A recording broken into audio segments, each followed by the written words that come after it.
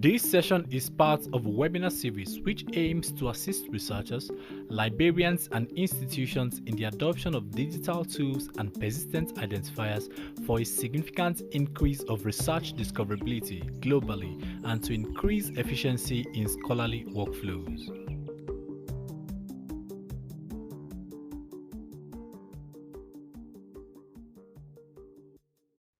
Okay, thank you all for joining us and welcome to our webinar series on Open Science for the Discoverability of African Research. My name is Ebuka Ezike, Project Manager at AfricaChive.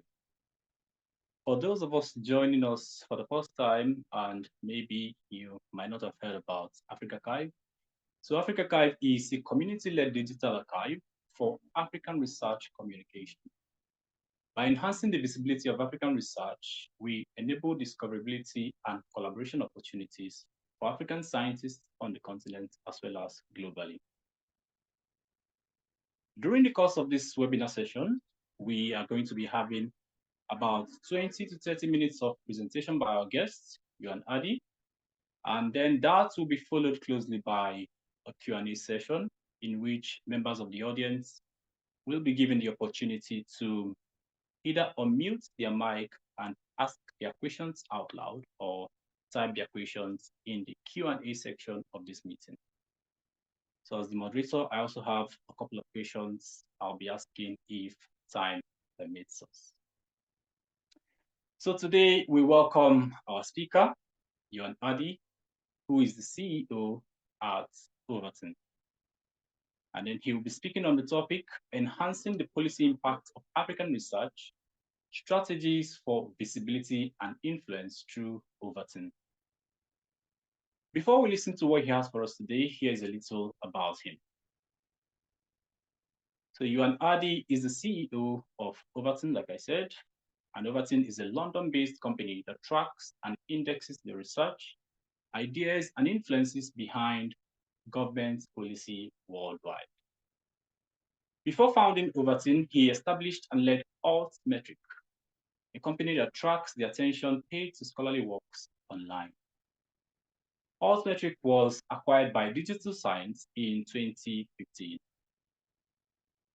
Euan has also worked at Nature Publishing Group and as a researcher in medical genetics at the University of Edinburgh. So thank you all for joining us today, and thank you once again to our guests.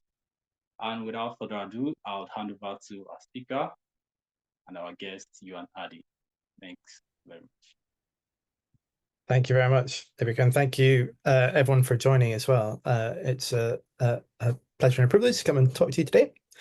I'm going to share my screen and we can jump straight in. I've got some slides. Okay. Okay, hopefully everyone can see that. All right.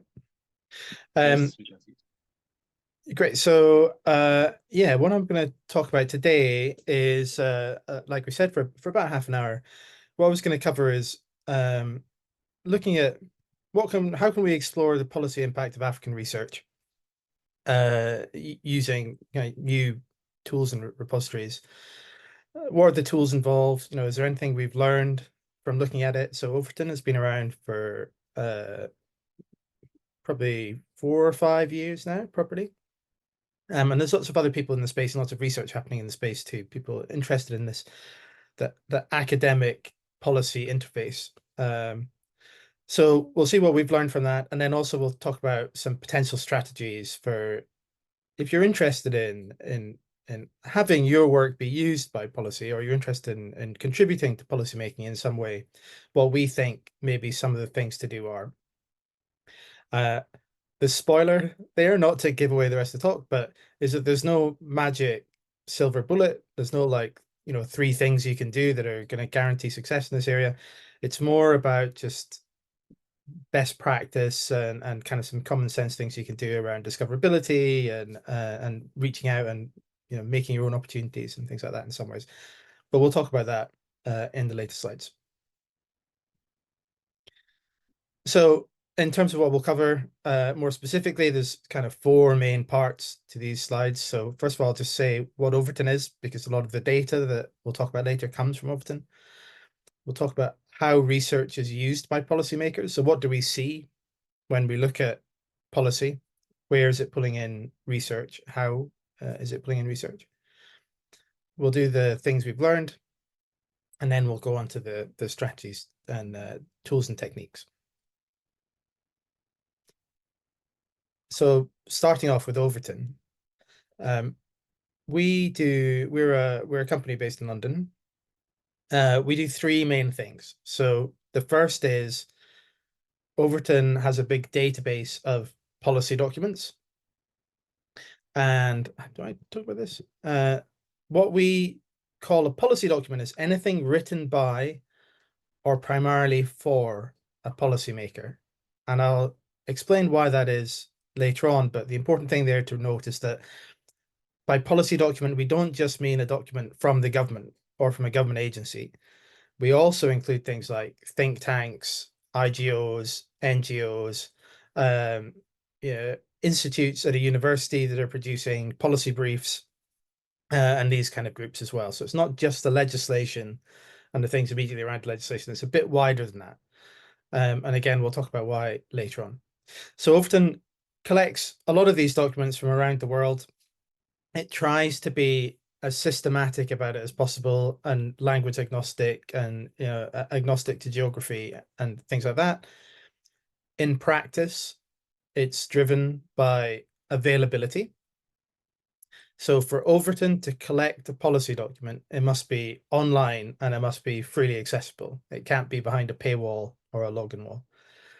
And in practice, what that means is usually the more digital the government, the more online they are, the more policy there's going to be from that country. And it's broadly speaking, the knowledge economies have more policy documents for that reason than others, but it depends. So in Africa, some places are much better at this than others. And it probably falls pretty much how you might expect. So South Africa, for example, has very good digital government, at least relative to every other country in the world. Whereas maybe like, South Sudan doesn't, for example. So that's the first thing, the policy document database. The second thing we do is then using that database to see where the links to research and researchers are. So that's the impact part that we're going to talk about today a little bit. And then the third part is around collecting calls for evidence and calls for expertise and things like openings on expert panels from government organizations. So anywhere in the world where government is saying, we would like some academic help with this, and they put up on a website somewhere, we try and collect it. So it's a bit like job ads, but job ads for, researchers interested in engaging with the government on policy. So I won't go too much into this slide, but Overton, right up front, I should say, Overton is a combination of paid and free. So usually the database that I'll show you here is paid access, but there's a few different exceptions. So one is if you're interested in researching any of this data. So if you're pulling out data that's then going to go into a paper or a poster or be presented at an academic conference, that's all free. So what we charge for is people to do analysis of policy impact for their own university, for like annual reports and things like that. And then that last bit I talked about with the opportunities for engagement database, that's free with a login. Okay, so that was all a bit abstract. I'm going to get to the the real data in just a minute. I mentioned availability before. When you look at where are the documents in Overton from, you can see we cover a lot of countries, but some just have the size of the bubble here is what's important. Some have many more documents than others. So you can see from the US, for example, it's a very large bubble. There's a lot of policy documents in the database from the US. And a lot of the bubbles in South America and Africa and Southeast Asia are smaller. Japan's quite big. You can see a lot of big bubbles in Europe. So that's the background context to some of this that we need to be aware of. Okay.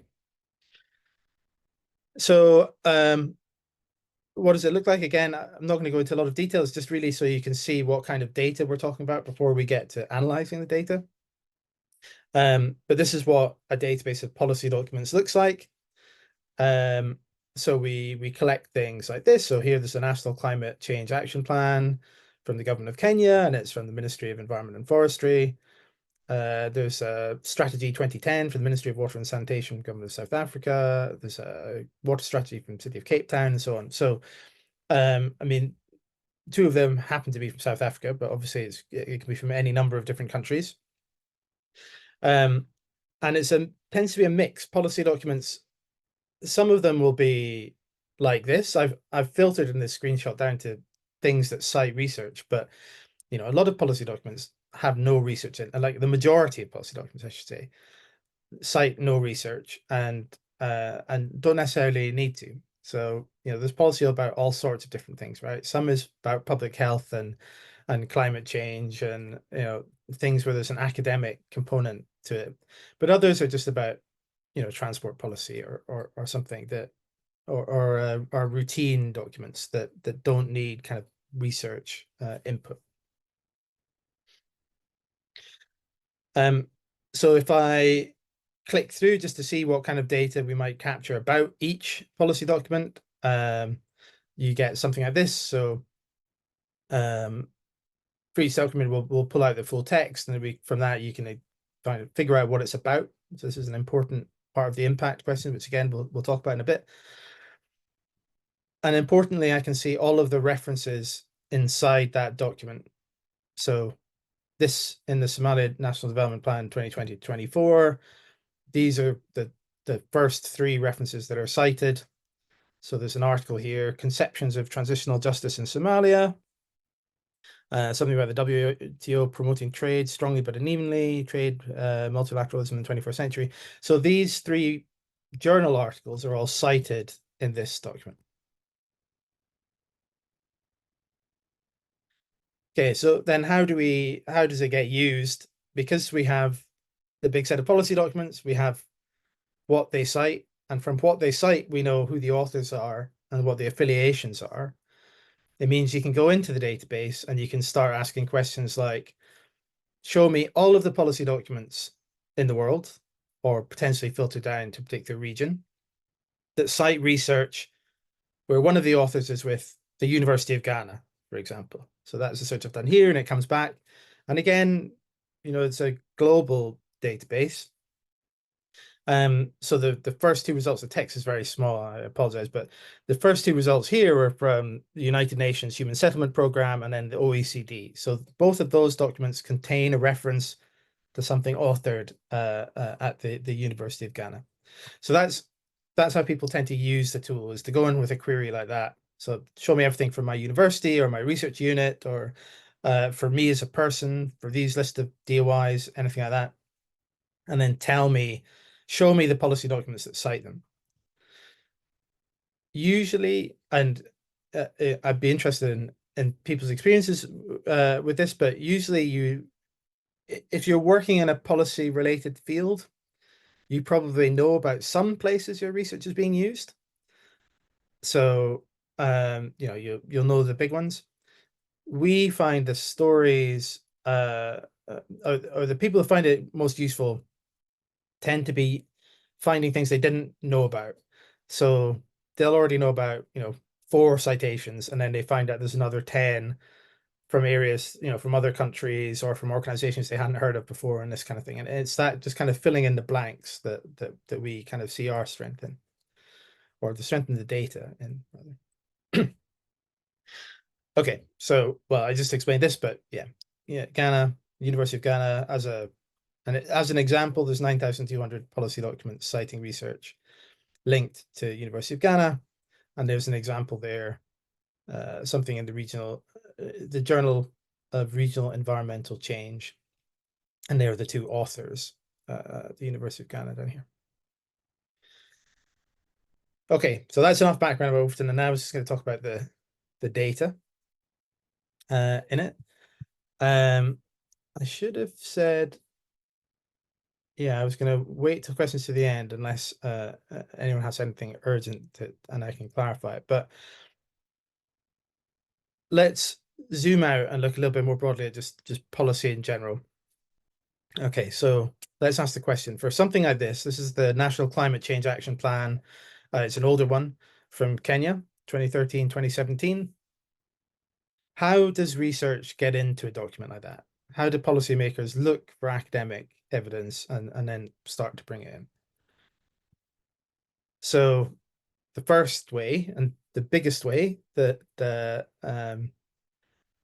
happens everywhere would be through informal channels. So this is the person writing the report has a contact at a university or has through, like a working group or something, has set up some sort of arrangement where they can call up a researcher directly, or they can run a workshop, or basically they can get evidence from somebody or guidance from a researcher face to face or over the telephone or however they might choose to work.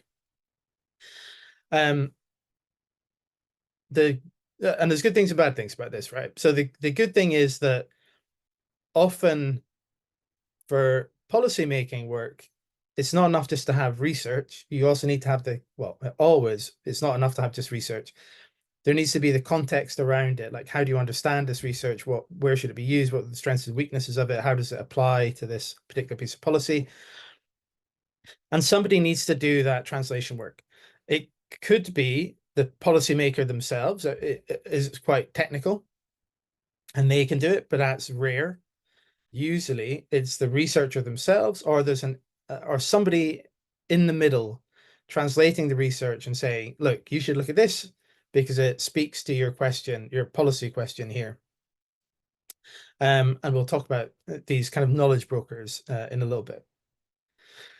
The downsides to informal channels. So the good thing is you get that context because you're talking face to face with the researcher. You can ask them questions and this kind of thing. The downside is that they may not get recorded. There's no citation in the document usually that says I spoke to these 12 people. They're hard to get credit for as a researcher, especially because you can't prove that it happened. It's quite difficult, especially when somebody's asking you to prove it and it happened 6 or 7 years ago.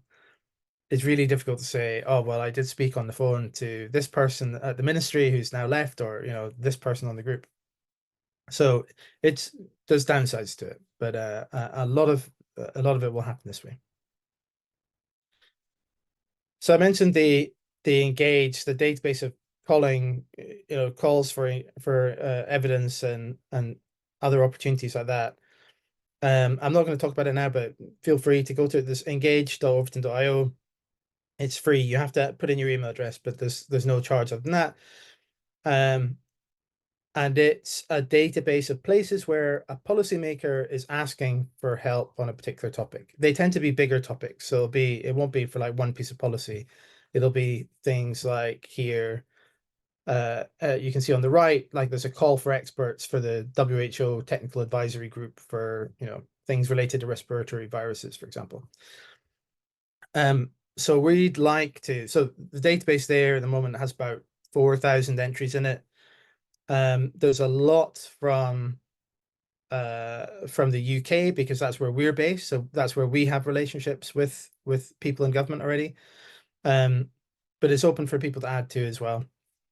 So what we're trying to do is just make it easier for you as a researcher to find places where you can informally engage or formally with policymakers that way. So that's one thing.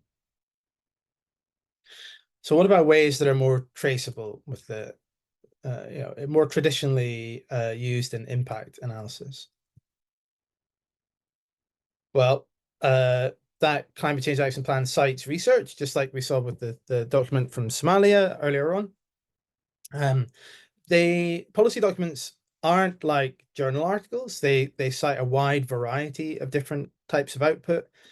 And critically, they cite both scholarly research that might be published in a journal or a book, or this kind of thing, but also grey literature. So posters, policy briefs, reports, anything, things not in the the scholarly record. And I'll do a quick aside on this because, first of all, because it's very relevant to Africa Archive, I think. When I'm talking about the grey literature, what I mean is things that aren't traditionally in the scholarly record. So they aren't coming from a big commercial publisher, and that they're not necessarily given like an identifier. They're not put in like an archive, all this kind of thing. So they're kind of like on the permanent record. So traditionally, a lot of things have been excluded from the scholarly record that way. So like I said, policy briefs is the big one in policy. So if you have quite often you'll have an institute at a university, for example, whose goal is to influence policy. And the way they'll do that is they take research, but then they write it up for a policymaker. So that's what we call it. That's an example of a policy brief. And those things don't get published in a scholarly journal. So they're not part of the scholarly record per se. What does happen and is happening now is there's repositories where you can put that data and it does get added to the record. So the various archives are a great example of that. There's repositories for data, for posters, and all sorts of things. So we view the two things as equal, and increasingly it's becoming easier for them to have the same kind of tools and help over them. So identifiers and permanent storage and ease of discovery and this kind of thing. So policy documents cite both grey literature and scholarly work. They also cite a lot of news, which I'm not talking about here, but that's the other part of it, where policymakers happily cite a story in a newspaper the same way as they would cite a piece of scholarly research. So to back up an assertion or a fact, for example. So they're not using entirely peer-reviewed research to back everything up is what we see.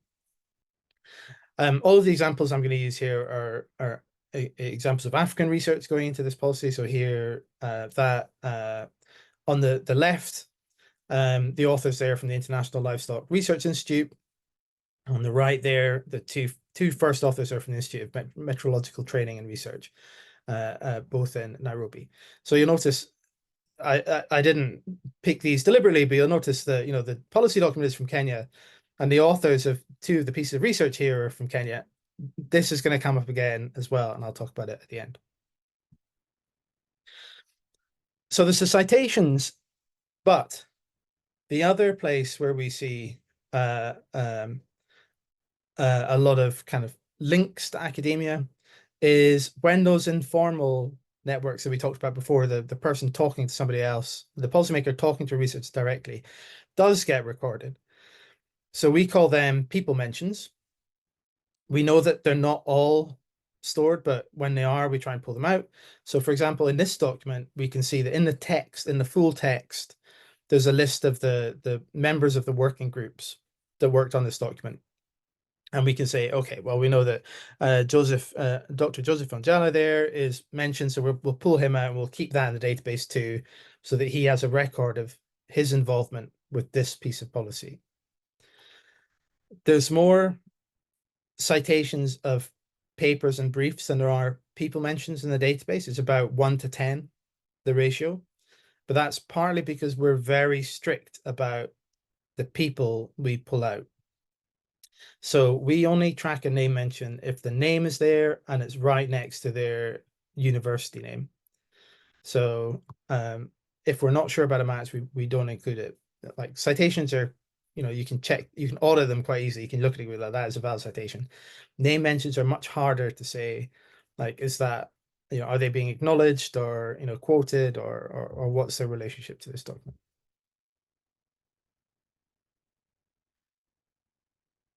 Okay, so that's the direct citations.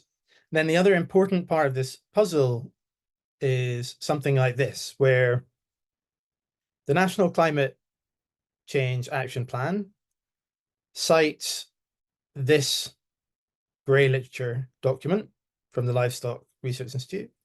But then that document itself also cites research. It's based on underlying research from somewhere. So in this case, ENSO signals in East African rainfall seasons. This is the a piece of scholarly research that gets cited in the grey literature, that then gets cited in the policy. And this is an incredibly common route for research to get into policy. And it's because, like I said, the context is so important. So it's very rare for a researcher to get research straight into government. Usually it goes through a knowledge broker. It could be a think tank, it could be an IGO, it could be an NGO, it could be like a parliamentary research service. But a group whose job it is to sit in between academia on one hand and policy, the policy world on the other, and translate between them. And usually what that means is their job is to do a literature review in a particular area, or to find experts in a particular area and pull it together and then write a piece of grey literature, like a brief or a report, that then goes out to MPs or to members of a working group, or whoever is actually writing the policy. So this is very common, and we call that those second order citations. So first order citation is when it's cited directly by the policy. The second order citation is where you're going through one of these intermediaries.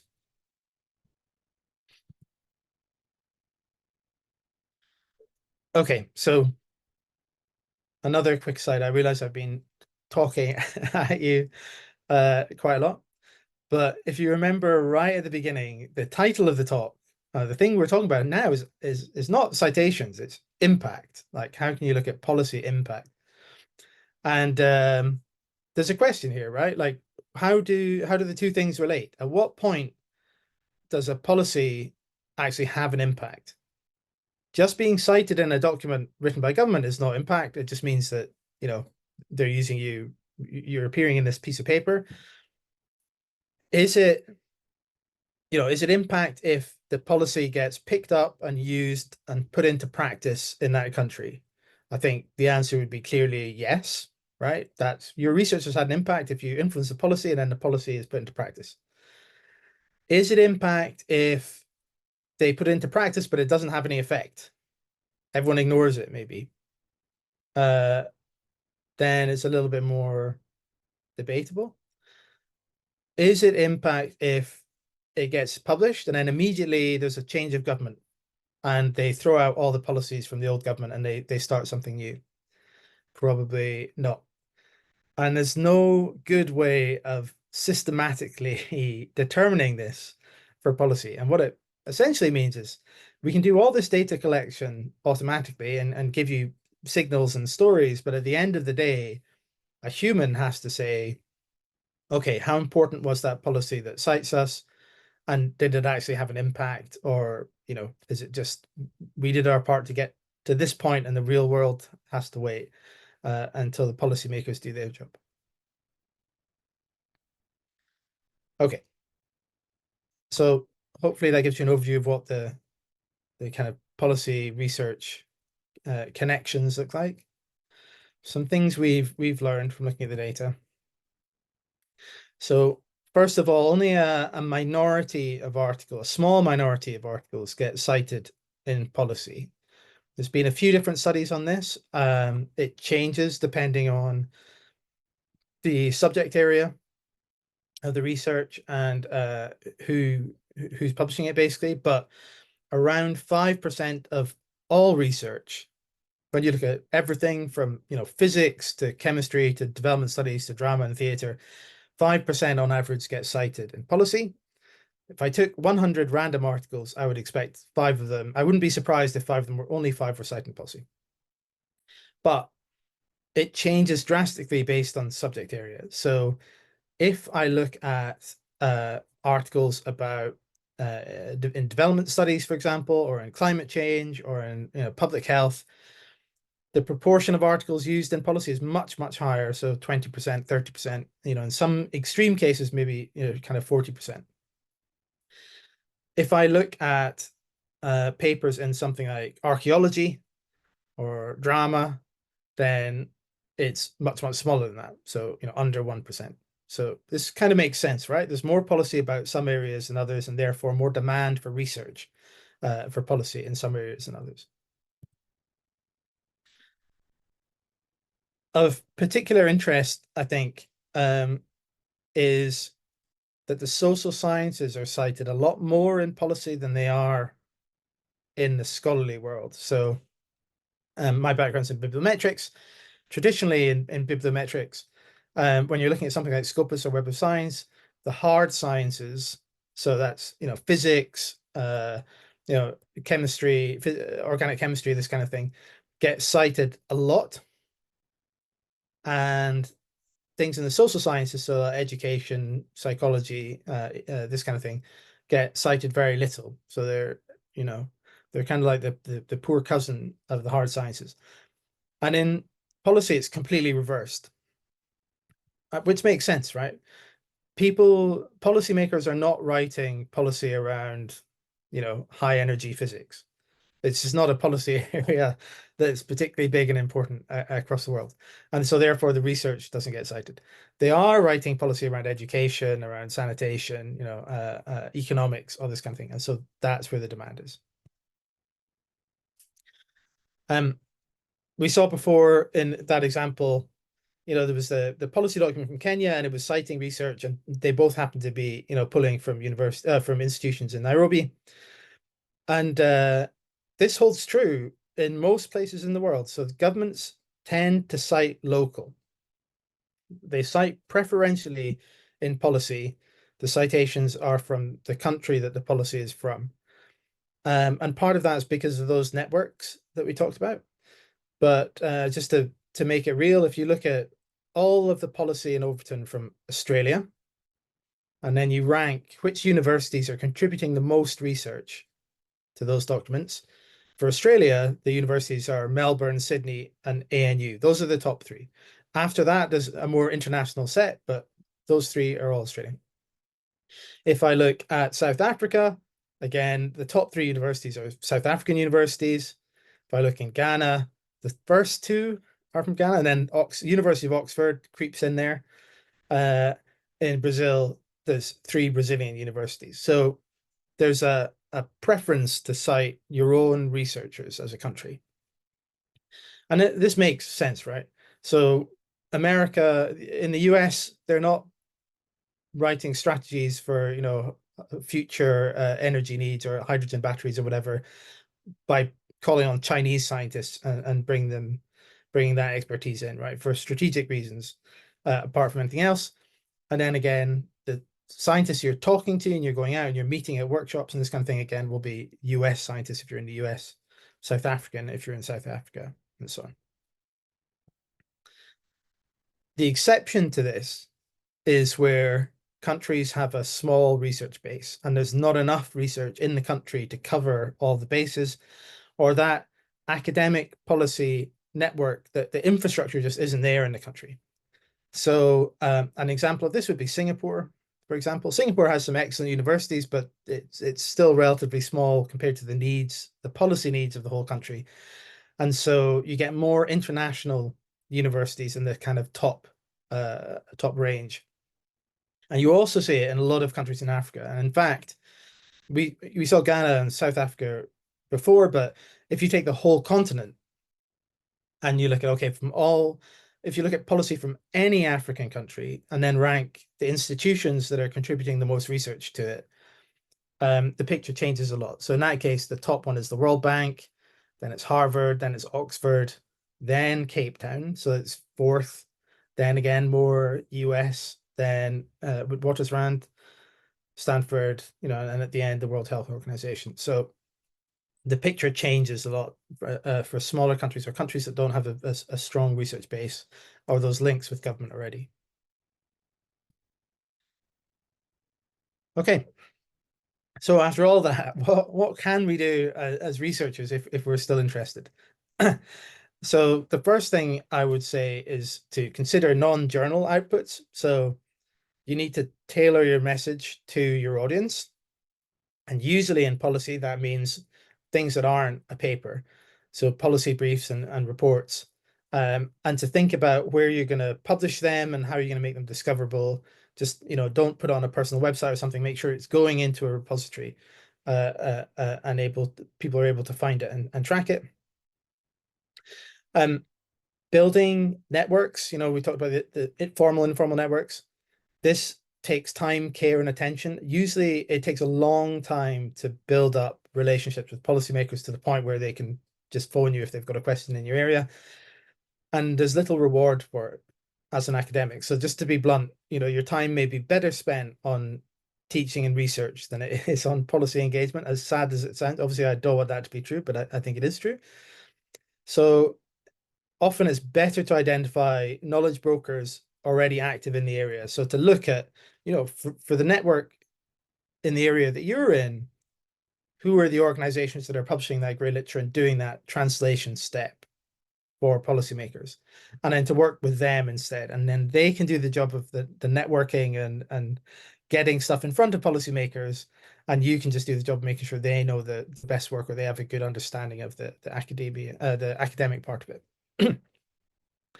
And then visibility matters. So this holds true for lots of parts of being a researcher, but it's not enough just to do the work if you want the work to be used. Rarely is anybody, coming in and taking your work and then putting it in front of people. Somebody has to put in a little bit of extra effort to, translate the findings or help people put it in context, or again, to upload it to a repository or something, and just make sure that people can actually find it and it's available for use. It's not just enough to do the research. Okay, I'm going to wrap up now. One final thing, which is if you are interested in, so I've talked about using it, to find the impact for your research or your group's research, but actually, again, Overton is completely free for research purposes. If you're interested in some of these questions around, which universities give research to which country's policy, or like how can we improve that research interface policy, or who are the big knowledge brokers in the space and this kind of thing, you can use the data for free to do that. And in fact, we have a small grant program where the link is there, where we fund research in these kind of areas. It's a very small amount of money because we're a very small company, but please do take a look if you're interested. And with that, I'll finish. Thank you very much. Thank you so much, Euan, for taking us through this wonderful presentation and letting us know how African researchers, or researchers in general, can actually, enhance their research work and then bring it forward to policy makers. All right, we are going to go straight into the Q&A session right now. So if you have any question to ask, you can unmute and ask your question to our guest, Euan, and he's here to answer whatever question you have. Or if you prefer to type in your question in the Q&A section of this meeting, you can as well do that. All right, I have one question here. This was sent in by Joe. So Joe was saying, some researchers receive trainings in policy paper writing. Would you recommend more of that? Or should we strengthen the in-between inputs, service providers who bridge between academia and policy making? Yeah, that's a very good question. I think so. As researchers, I think we tend to focus on the supply side.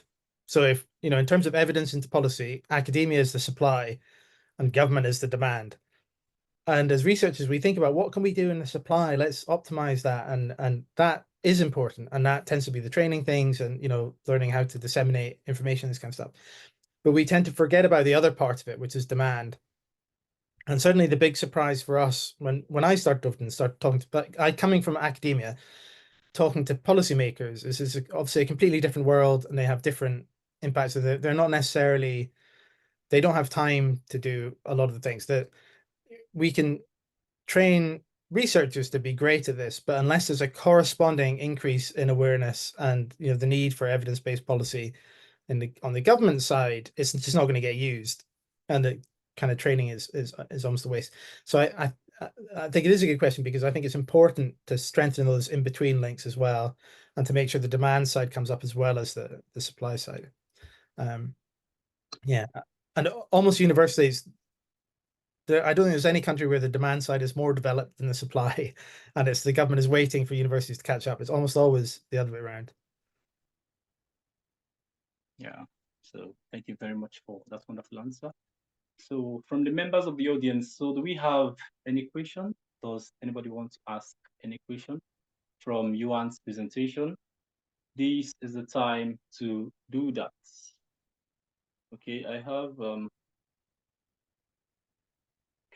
have a question from Francis here in the chat.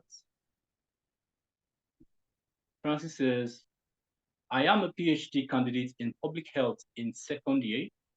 My research is about road safety education.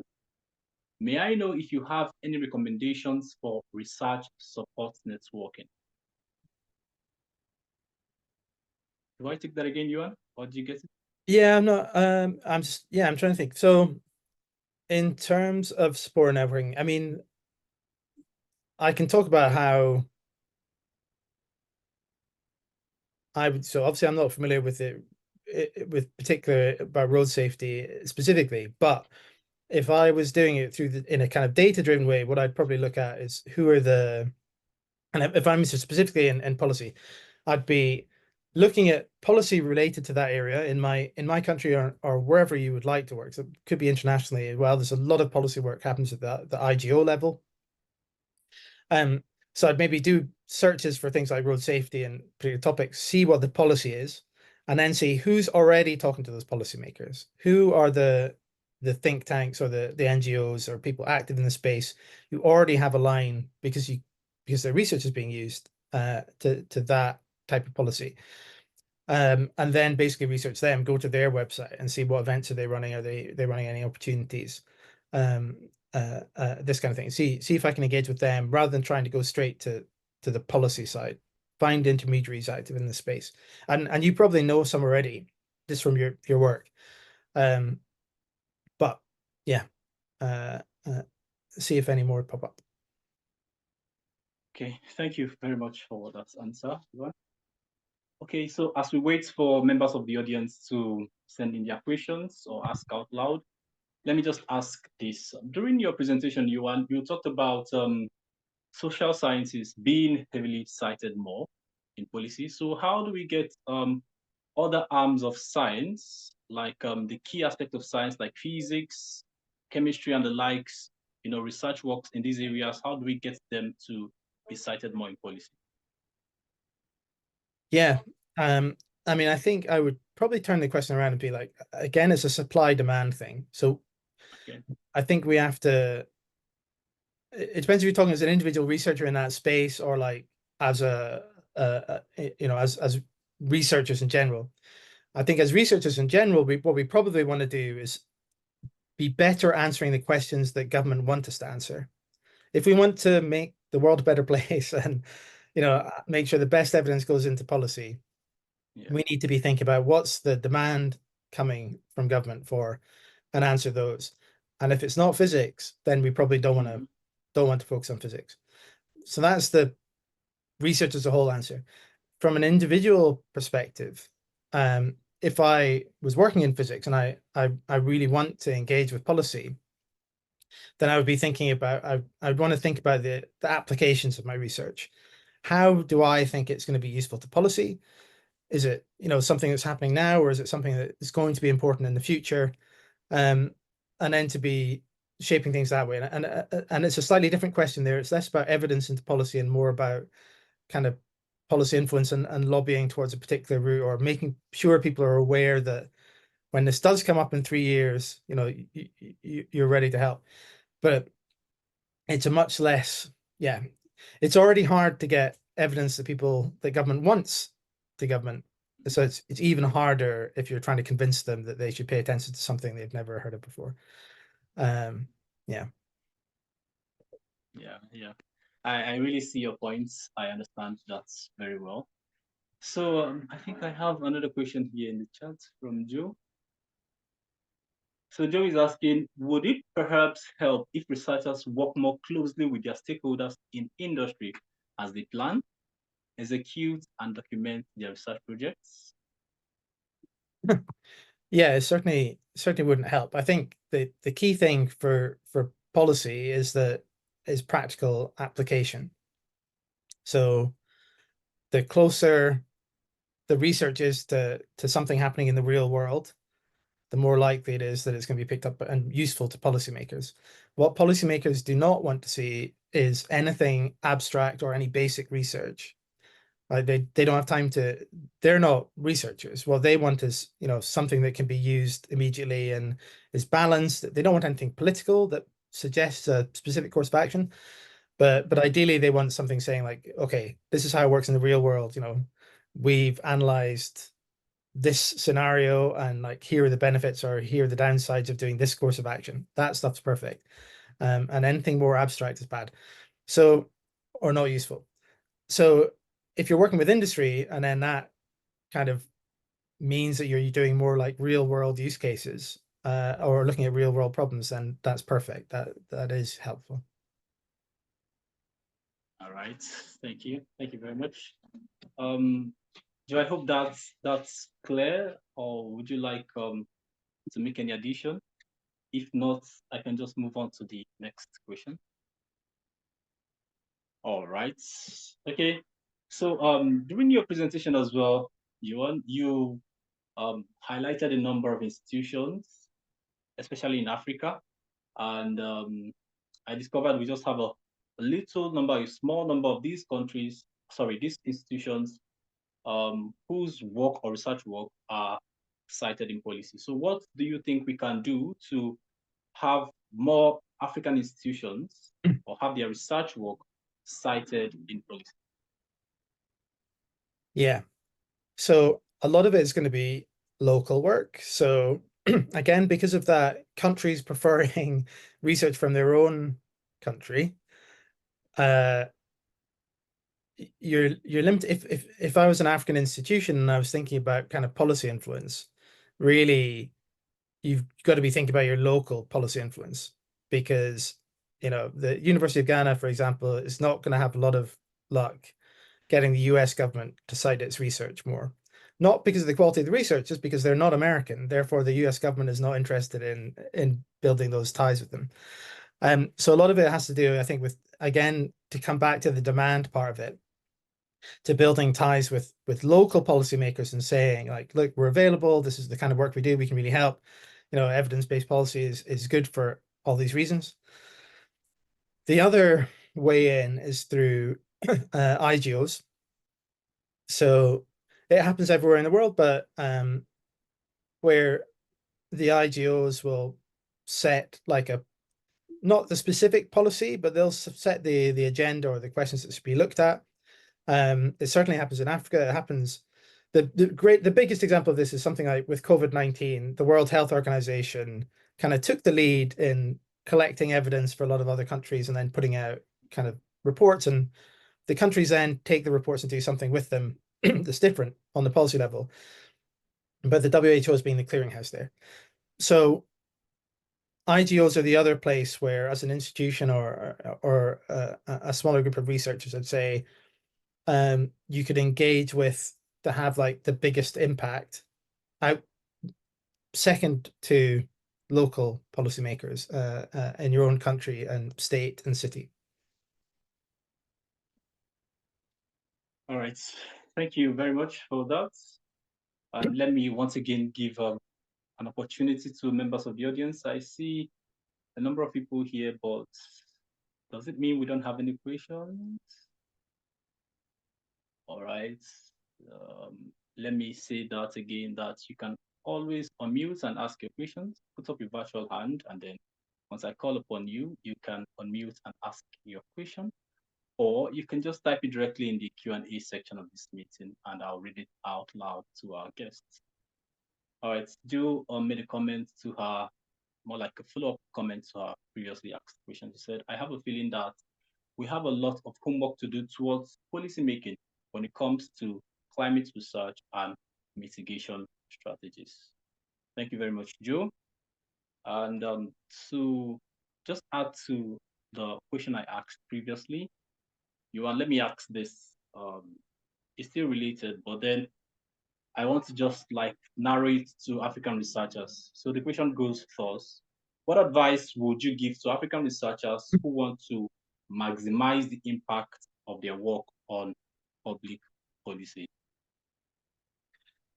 I think that if I had to pick like one thing to do, it would be to think about that dissemination side. So obviously in your day job as a researcher, you're producing research for other researchers. And you just need to think about if you know that it's, you know, in a particularly interesting area to policymakers or you know, locally or globally, then I think about like, how can I present my research in a way that somebody who isn't a researcher is going to understand instantly why, you know, why they should be looking at it and paying attention to it. And you know, there could be slides, it could be, you know, a short memo. The key thing people say when they're writing a policy brief, so something that's going in front of policymakers, is, you know, it's kind of like a 1-page, 2-page max kind of thing. It's not a paper. It doesn't need to be cited really heavily with a massive bibliography section. It just needs to say clearly, who are you? What do you work on? And then here's the problem space. Like, why do I think it's useful to use a policymaker? And to create things like that, I think that's probably the biggest thing you can do. There's obviously a big list of things you can do, but that's the biggest one. There's then a second question, which is, once you have this, how do you get it in front of policymakers? And that is also a hard question. But uploading it to relevant repositories for discoverability would be the minimum. And then finding, again, those knowledge brokers, who's working in the space already, or you can send it directly to the government department if they have a way in. They don't always, but and just send it out and then see if people come back. That's probably the first step. Okay, all right. Thank you very much. I see there are no questions from anyone. It simply means or goes to say that we understand, of course, what Euan has presented today, and that's really awesome. All right, as we head to the top of the hour, we have just like 8 minutes more. I want to sincerely thank each one second, Ebuka. 1 second. You for being here today and Ebuka, for today's. Okay. 1 second. Sorry for interrupting. I just want to highlight. You have a question? Okay, no problem. We have a slight delay in the transmission, but I want to highlight something I just shared in the chat. So also supporting what Euan just said, in Africa Archive and also other repositories, and probably also your institutional repositories in your home institution and home country, you can also archive and deposit policy briefs and other materials like presentations to achieve what Euan is advocating for, to make your research achievements more accessible to a wider audience beyond academics. And we have a beautiful collection on a research granting program, which I shared in the chat also, on COVID-19 Africa Rapid Grant Fund, which was a huge research undertaking over the past 3-4 years. And it's covering different research disciplines on COVID-19 in Africa, investigating how the pandemic went on the continent and what the strategies were and what the effects were. And parts of the outcomes that the researchers came up with is, well, research papers, but also they're sharing here their presentations, their posters, and their policy briefs. And this is a growing collection, and it serves as an example of how also you can encourage the researchers at your institution, or if you're a researcher yourself, also present your research results to a wider audience through Africa Archive and other repositories. So that's one huge step towards making your research impactful already. That's all I wanted to say. Thanks. Much, Joe. Back to you. Thank you. All right. In the absence of any other question or observation or contribution, I think we'll just wrap it up at this point. So I want to say a big thank you to each and every one of you for joining us today. So we've been speaking to no other person but Euan Adie, who is the CEO of Overton. And then he has been speaking on the topic, enhancing the policy impact of African research, strategies for visibility and influence through Overton. So let me once again state that the recording of this session will be made available on our website, which has been shared in the chat by Harold. And then the slides as well will be made available to you as well. All right, so thanks for joining us today in this session. And then we have many more exciting webinars and speakers in our subsequent webinar sessions. And that is going to be happening next year, because this is our final webinar session for the year 2024. So I want to say a big thank you to our guest, Euan Adie, for making out time to be with us today. And then a big thank you to everyone in the audience for making out time to join us in this session today. I believe you learned a lot from Euan's presentation. Also, a big thank you to our team at Ubuntu Alliance, also our team members at Africa Archive and Access to Perspectives, and then also to all the member organizations that have been with us all through the beginning of this Africa Archive Open Science webinar series, all the way from January this year up until this time. So say a big thank you to each and every one of you. And then we look forward to your support and collaboration next year as well. So thank you for joining us, and do have a lovely day. Thank you. Bye. Thanks, Abuka. Thank you.